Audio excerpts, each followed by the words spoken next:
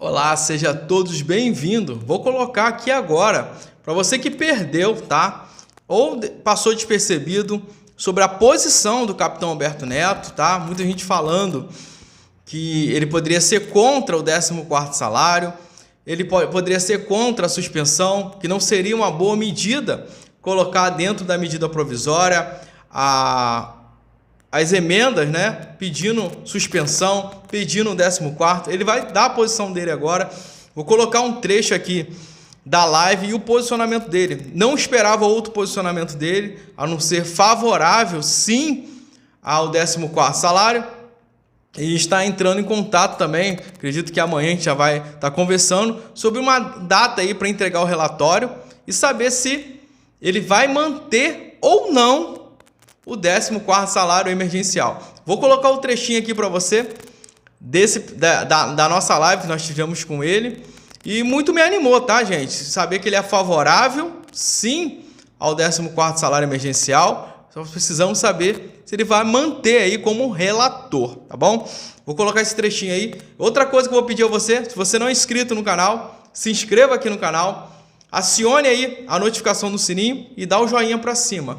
Se você não é membro aqui, já conhece o trabalho do Felipe Brito, quer se tornar membro, também aqui embaixo, seja membro. E outra coisa, eu quero que você comente aqui embaixo o que você achou do posicionamento do capitão Alberto Neto. Esse vídeo aqui eu vou enviar para o capitão Alberto Neto, então eu preciso que você aí, de forma isenta, comenta aqui embaixo o que você está achando do posicionamento do capitão Alberto Neto. Preciso que você comente aqui embaixo, logo assim que você ver esse vídeo, comente aqui, que eu vou enviar esse vídeo para o capitão Alberto Neto, vou mandar aqui para o celular dele, e eu preciso saber o que você está pensando aí do posicionamento do capitão Alberto Neto, tá bom? Ele que é o relator da medida provisória 1006, uma das medidas mais importantes, né, dos últimos tempos, uma das medidas provisórias mais importantes do ano. Então, eu preciso saber a sua opinião. Comenta aqui embaixo que eu vou enviar esse vídeo diretamente para o próprio relator. Faça seu pedido aí, o capitão Alberto Neto, faça aqui embaixo seu pedido, que com certeza ele estará olhando cada comentário aqui desse vídeo, tá bom? Faça você aí o comentário pedindo a ajuda, o apoio do capitão Alberto Neto. Isso é um apelo também, capitão Alberto Neto. E eu vou colocar aqui para você. Você vai comentando aí durante o vídeo o que você está achando, o que é esse trechinho aí da live, o que você achou do posicionamento dele. Acompanhe aí comigo e vamos lá, gente. E eu vou sempre falar que o melhor sempre está por vir e só está começando. Assiste aí comigo esse trechinho da live aí que nós tivemos com o capitão Alberto Neto. Tchau, tchau. Assiste aí comigo.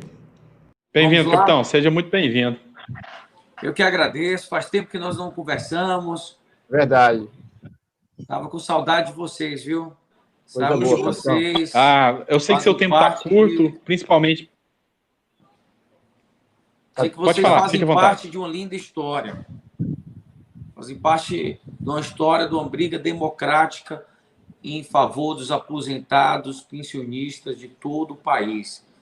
E me sinto muito honrado em fazer parte desse grupo. Eu sei que houve algumas discordâncias entre um e outro, que isso é normal, faz parte da democracia.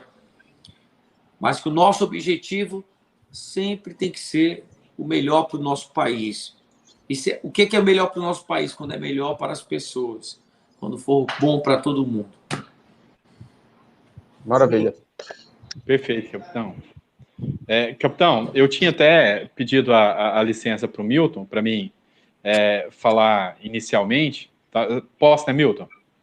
Pode sim, claro. Capitão, a gente está com alguns pleitos, você já tomou conhecimento lá da nossa MP 1006. A primeira coisa que eu quero te dizer é te agradecer pelo trabalho que foi feito pela MP 1006.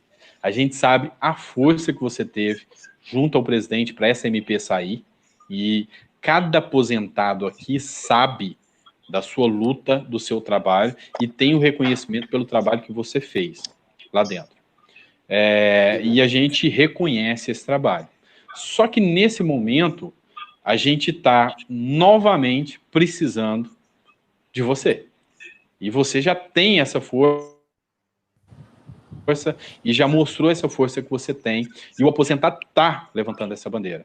Então, assim, tem algumas emendas lá, a gente até definiu aqui, cada um vai falar sobre uma emenda, que estão lá dentro da MP 1006, e que a gente quer tratar contigo. Uma delas, que eu vou tratar agora, é a emenda 48, que trata do 14º. Esse 14º é um pleito que a gente está lutando desde o início da pandemia. A gente já teve essa ideia nasceu daqui, de nós três, e a gente está lutando muito para que esse 14º saia.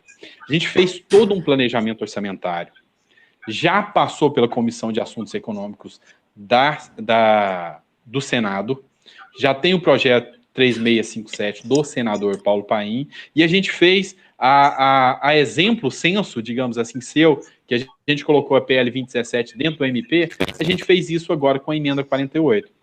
E a gente sabe a força e a importância que medidas como essa têm para a economia. Exemplo disso que a gente tem é o auxílio emergencial, que inicialmente a gente tinha uma previsão menor, a Câmara e o Senado vieram e propuseram R$500, o próprio presidente, vendo essa necessidade, ampliou para R$600 e pagou o auxílio emergencial. E uma coisa a gente não tem discussão, isso segurou a economia do Brasil. Só que o auxílio, o 14º, é necessário demais nesse momento. Entenda, o 13º do aposentado e pensionista foi a primeira parcela do auxílio emergencial. Sabe por quê? Porque não tinha auxílio emergencial ainda, o governo adiantou esses valores na hora que os filhos tinham perdido o emprego, e os aposentados e pensionistas aportaram esse dinheiro para os filhos. O auxílio emergencial veio depois desse adiantamento. Então, grande parte desses recursos ficaram para socorrer a economia naquele momento. Foi uma ajuda para os aposentados, mas ajudou muito a economia. Só que tanto os aposentados quanto a economia vão ficar carentes agora no final do ano. Pense, o pequeno comércio, o açougue, aquela pequena papelaria que vende os materiais escolares, quem ajuda, na maior parte dos casos, é o aposentado e pensionista que compra os livros para o netinho. Ainda mais nesse momento de pandemia, como que vai começar o início de janeiro? Então, o auxílio que vem do 14º salário emergencial, ele não é só um benefício, um plus, ele é uma necessidade que o aposentado tem. Olha só, os custos aumentaram. A gente sabe que isso não é culpa do governo, mas os custos de alimentação aumentaram. A gente sabe que medicamentos mudaram muito seus valores em virtude do aumento do dólar, subiu muito. E uma coisa que eu tenho que deixar bem saliente aqui nesse argumento é de que quem é o grupo de risco que é mais atingido é o aposentado pensionista. Para você ter uma noção, estudo recente agora, liberado pelo próprio governo, demonstrou que 71% dos mortos pela Covid têm mais de 60 anos. Em sua grande maioria, aposentados. Sem contar o grupo de comorbidade. Por exemplo, o obeso, ele é aposentado. E ele é grupo de risco. Faz parte desse fator aí. A dor de câncer, neoplasia maligna, também faz parte disso. E está aposentado. Ou, no mínimo, recebendo um auxílio-doença. E também teve o 13º adiantado. Então, trata-se hoje de uma necessidade, porque se você pegar os com mais de 60 anos e os com neoplasia maligna, com comorbidades, para dizer assim, é 80%.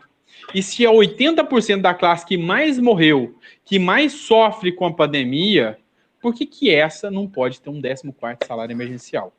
É esse que é o meu argumento, é a minha defesa da tese, porque eu sei que você é o relator, e eu brinco, já te falei isso antes, você é o nosso juiz, e eu estou aqui tentando te convencer, e eu tenho a grata surpresa de saber que eu tenho um juiz que defende a causa.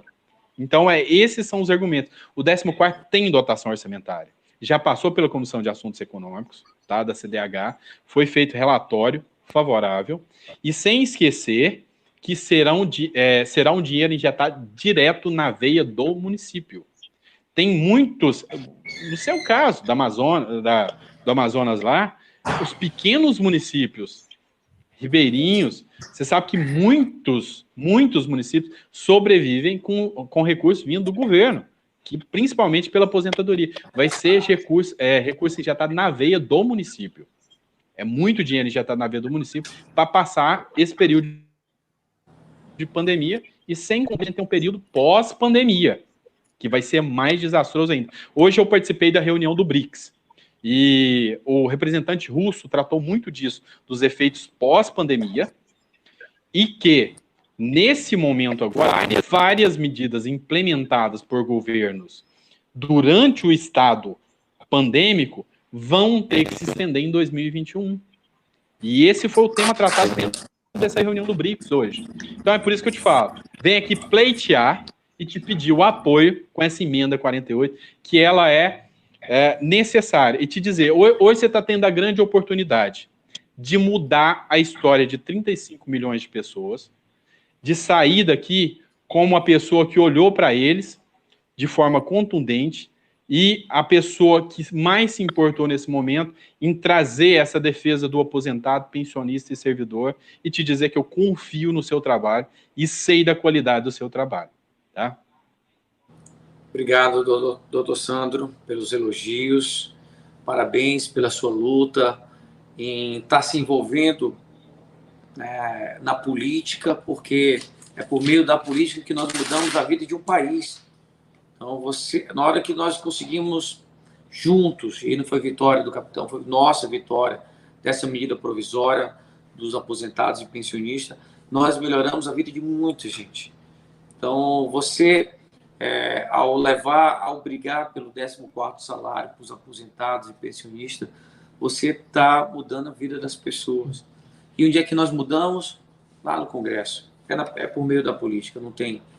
E nem precisa ser político, né? Você está provando que, com muita força de vontade e fazendo esse alinhamento com os políticos, e eu sou a prova disso, que estou aqui com vocês na live, como deputado federal.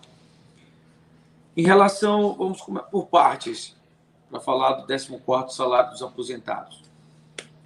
Primeiro, parabenizar o governo Bolsonaro pelo auxílio emergencial. O auxílio emergencial foi um socorro, foi uma sobrevida para o nosso país nesse momento tão difícil que foi a pandemia. Foi muito complicado. E eu tenho andado nas ruas, tenho falado com muito comerciante, e eles me relatam, capitão, se não fosse o auxílio emergencial, nós já tínhamos fechado as portas. Muita gente tinha quebrado.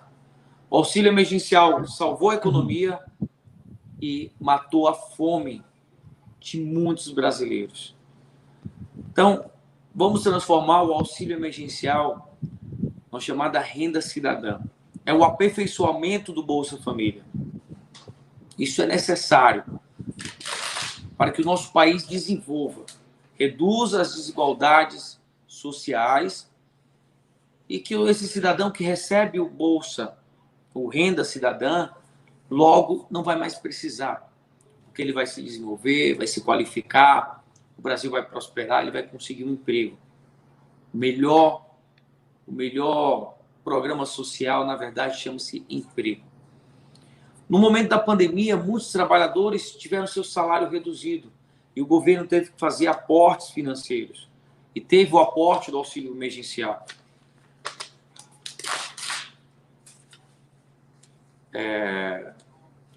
Logo, a questão orçamentária é muito importante nesse.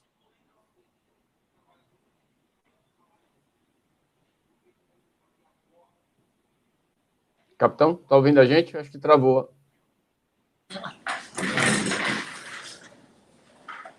Capitão? Travou. Travou. Tá travada a imagem e a voz. Opa. Porque ele falou, mas o custo para o país.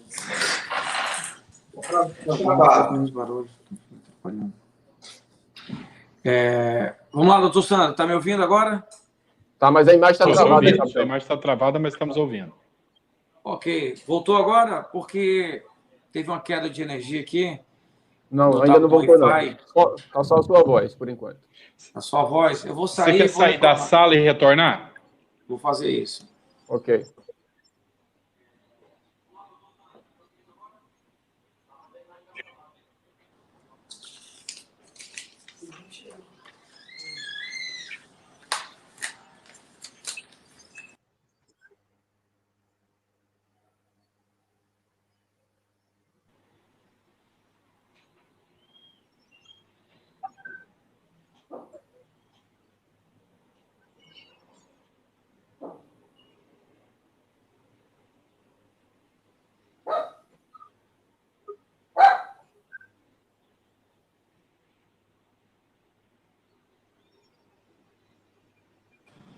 Não, vou lá, mas não sei.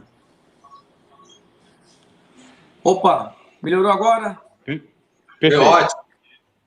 Agora sim. Estávamos falando sobre o 14º, a emenda 48, que trata sobre o 14º salário dos aposentados e pensionistas. Quero dizer que sou favorável. Eu acredito que quando você coloca recursos para as pessoas que mais precisam, que estão passando por um momento difícil, é bom para a economia. Agora, isso tem que ser feito com responsabilidade. Só se for bom para o país. E aí nós temos que ter recurso para fazer isso. Então, ainda não recebi o relatório orçamentário sobre os impactos do 14º salário para aposentados e pensionistas. Então, eu não posso te dar a posição final nessa live. Esse estudo ainda está sendo realizado. Se for bom para o país, você pode contar com o meu apoio. Tem uma questão técnica ainda, porque a MP trata de margem de consignável. Mas como a margem de consignável é para específico de INSS, né, para aposentados e pensionistas, é possível fazer esse gancho, que ainda não está... Ela muda a Lei 8.213 e é o mesmo segmento. Então, a gente estudou bem essa questão. Algumas pessoas vão poder questionar se está do mesmo assunto ou não. Mas isso aí eu creio que nós podemos superar. A minha maior preocupação é a questão orçamentária. Se o Brasil tem esse aporte financeiro para realizar um 14º salário para os aposentados e pensionistas. Se nós tivermos o aval positivo do orçamento, eu tenho certeza que vai ser unanimidade na Câmara dos Deputados, vamos aprovar no Senado. O auxílio emergencial se mostrou eficiente. Então, mais um aporte financeiro na economia vai ser bom para o comércio, vai ser bom para a geração de empregos, vai ser mais um socorro para os nossos aposentados. Então, deixa aqui a minha posição para você que é aposentado, para você que é pensionista. Como deputado federal, sou a favor. Agora, só posso te dar a decisão final quando eu receber esse relatório financeiro.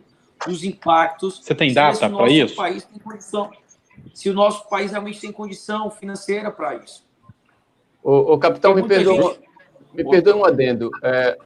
O TCU comprovou o pagamento de 42 bilhões de forma indevida ao auxílio emergencial, ao qual eu não tenho nada contra, absolutamente. O que é que eu estou querendo dizer com isso? Esse orçamento é exatamente o que a gente precisa para um 14º, aos aposentados e pensionistas. Então... Fazendo outra adenda aqui também. Realmente fica a pergunta no ar se de fato é a questão orçamentária, de fato e de direito. Fala, Sandro. Outra questão que a gente tem que levar em consideração, capitão, é que os ganhos cambiais que o Brasil teve, e isso já foi declarado pelo Paulo Guedes, foram de 529 bilhões de reais. E esses valores, eles estão disponíveis em caixa, tanto que foi declarado que esse recurso seria usado para pagar a dívida externa. Então, é uma prioridade econômica. Mas nesse momento, esse recurso tem em caixa 529 bilhões devidamente apurados, tem relatório do governo federal, só que nesse momento a economia interna precisa de um cuidado maior, principalmente por estarmos tratando de pessoas idosas e pessoas do grupo de risco. Leve em consideração esse dado, que é importantíssimo, nesse relatório, e eu queria ver contigo só a questão de um prazo, porque a gente tem um prazo corrido. Você mesmo viu a necessidade, pela MP 1006 sair, do tempo que tínhamos. A questão é que a gente sabe a burocracia, a gente sabe quanto tempo demorou esse relatório para sair da MP 1006, e agora a gente fica com medo de um prazo muito extremo para essa análise. Nós já temos um relatório da Comissão de Assuntos Econômicos do Senado. Há possibilidade de você prever um prazo, de dar um parecer, porque você está deixando o critério econômico, que é muito importante, como baliza do seu relatório, e isso é importante. Mas eu queria que, se há a possibilidade de você cobrar uma maior celeridade com isso.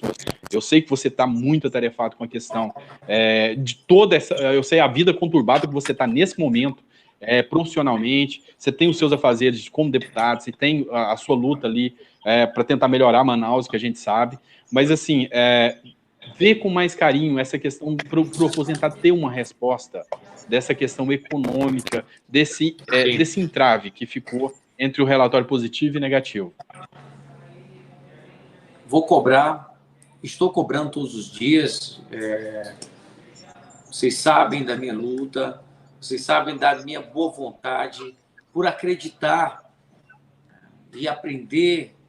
E essa trajetória do PL 2017 me fez aprender muito sobre os aposentados e pensionistas. Quero dizer que, se for preciso mover céus e terras, nós vamos fazer. Eu só quero um pouco mais de tempo para não dar falsas esperanças, para saber qual para eu trazer um número exato aqui para vocês. Então, se você já tem esse relatório do Senado, eu não tive acesso, ainda não tive acesso, mas de maneira rápida, se quiser, doutor Sandro, me passe. Sim. Eu já vou passar direto para o consultor, vou tentar adiantar aqui o mais rápido possível isso. E aí nós vamos fazer outra live para falar só sobre essa questão orçamentária. Lembrar que não é para todos os aposentados do 14º. É para quem precisa. É para quem está precisando. É quem, por exemplo, temos aposentados que têm salários maiores, não tem necessidade. Nós temos que salvar esse momento de pandemia, é quem está precisando de ajuda. Mas, capitão, só um adendo. Em torno de 80% dos salários de aposentados pensionistas é de um salário mínimo. O senhor não acha que acaba separando, já que a pandemia alcançou todo mundo, a gente não acaba separando quem precisa também, diante dessa sua fala? Sim, não, porque nós temos, eu sei que o número é muito baixo, mas temos aposentados que têm bons salários e não tem necessidade disso. Aqui a gente está falando do teto do salário do aposentado do INSS, né, no caso, em torno de R$6.000, né? Sim, da atual lei, sim, mas nós temos pessoas da legislação antiga, então tem pessoas que têm salários maiores. Tudo isso aí a gente precisa deixar muito claro, que nós não estamos aqui para dar... O que eu quero deixar claro, professor Milton, que a gente não está aqui para dar privilégio a ninguém. Sim, claro. Nós vamos socorrer pessoas, porque o questionamento que nós estamos aqui dentro conversando com aposentados, mas temos muitos desempregados. E as pessoas, para não passar uma imagem que nós queremos beneficiar quem já tem salário. Nós estamos aqui estudando uma maneira para melhorar a vida dos aposentados e, em contrapartida, aquecer a economia. E esse aquecimento gera empregos dentro do comércio, por exemplo. Então, dizer que essa medida de 14º salário não é privilégio. Que essa medida vai ser bom para o país. Porque nós temos outros públicos além dos aposentados. Sim, claro. Isso que eu queria deixar claro. Na verdade, a nossa preocupação rapidamente, só para concluir rapidinho, a nossa preocupação, capitão, no entendimento que nós estamos acompanhando, é que, por exemplo, o adiantamento que nós tivemos do 13º, né, que aconteceu na metade do ano, ele basicamente foi oferecido como benefício, mas na verdade não era um benefício, já era algo que o aposentado teria no final do ano, coisa que oficialmente ele não vai ter mais. Ou seja, oficialmente ele só vai ter um 13º salário no final de 2021, né? E outra coisa, esse dinheiro que foi injetado, teoricamente, na mão do aposentado com essa antecipação, não ficou na mão do aposentado, ele foi, na verdade, diretamente para aquecer a própria economia, assim como, teoricamente, né, pelo menos, o que foi feito com o auxílio emergencial também foi com o mesmo intuito. O que diferencia hoje é que o aposentado, na prática e nesse momento, ele não tem mais nenhuma renda, oficialmente, em termos de 13º, e a gente não pode esquecer que boa parte desses aposentados, o senhor sabe disso, já tem pelo menos 30% da sua renda comprometida com empréstimos consignados, ou seja, já estão realmente no aperto do aperto, né? Então, a gente não pode esquecer só desses detalhes. Mas eu entendi a sua palavra, sim, com certeza. Sim. Então, só para mais uma vez deixar claro, apesar que a gente está discutindo aqui na live, que sou favorável ao 14º salário. Estamos discutindo, estudando essa parte técnica. Então, o estudo que vocês já tiverem acesso, mande para a gente mandar para a consultoria da Câmara. Vamos ter que mobilizar mais uma vez o país, porque tem muitas medidas provisórias que estão caducando. Vocês acompanharam, a última foi a questão do futebol. Sim. Caducou. Teve a da carteira digital estudantil, caducou também. Então, vamos mobilizar o Congresso, e aí não só o capitão, mas todo o Congresso, principalmente o Rodrigo Maia, que é o responsável por pautar,